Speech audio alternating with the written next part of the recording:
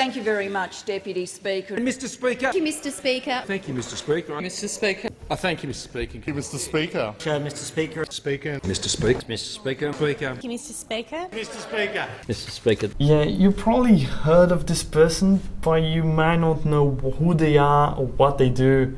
But I'm here to help you. Hello everyone, my name is Renato Costa. This is AUSSIE Law, and today we're talking about the Speaker of the House of Representatives and the President of the Senate.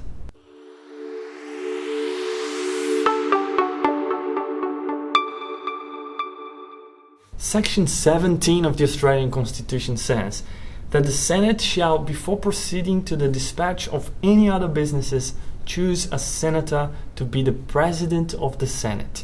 And as often as the office of President becomes vacant, the Senate shall again choose a senator to be the President. And Section 35 of the Australian Constitution says basically the same thing, but this time with respect to the Speaker and the House of Representatives.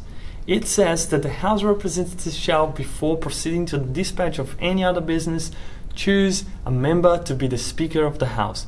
And as often as the office of Speaker becomes vacant, the House shall again choose a member to be the Speaker. The Speaker in the House of Representatives and the President of the Senate, they have basically the same function, and they exist virtually to do the same thing, to lead and coordinate the affairs during the parliamentary process, but also to administer the house that they belong to. They are the presiding officers of both houses of the parliament. So the first thing that the House of Representatives or the Senate must do before they even start doing anything else is to choose a Speaker and a President. The Speaker is usually someone who has experience in Parliament, someone like a senior member of Parliament. They are usually nominated by the government, but they're not supposed to favor the Prime Minister or the government of the day. No, when they're conducting their affairs, the Speaker in the House of Representatives and the President in the Senate must try to treat everyone the same way, as fairly and as equal as possible. Although the speakership is a political appointment, they must strive to always be impartial. All members of the House of Representatives will vote on who the Speaker will be, and the same will happen in the Senate as well towards the President. The vote is secret and it will occur in the beginning of every term of Parliament after new elections. But it can also occur if the seat becomes vacant during a parliamentary term. According to the second part of Section 35, about the Speaker in the House of Representatives, and the second part of Section 17 about the President of the Senate, the seat of the Speaker will become vacant when the Speaker ceases to be a member of Parliament, is removed from office by a vote of the House, or resigns. The Speaker has many functions. They all relate to running the meetings in the House of Representatives and also conducting affairs in a way that guarantees that the affairs are being conducted in an orderly manner.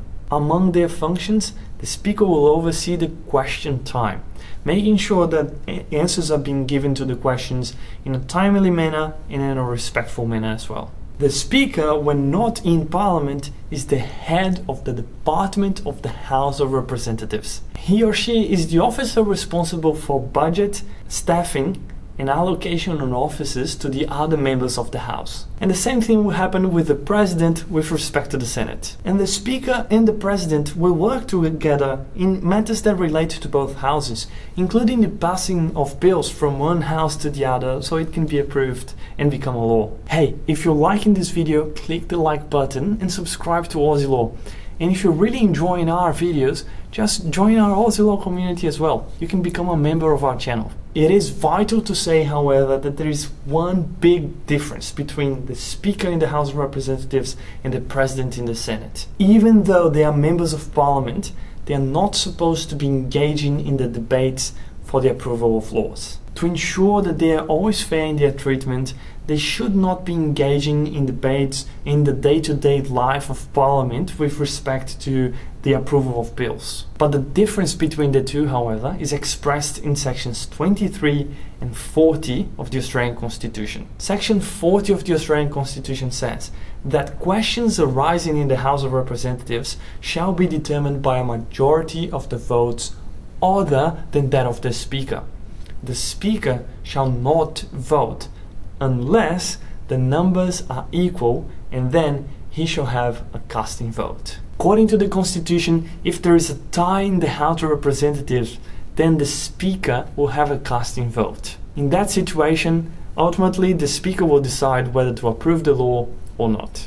Section 23 of the Constitution establishes a different system for the President in the Senate, however. The Constitution says that questions arising in the Senate shall be determined by a majority of votes, and each senator shall have one vote.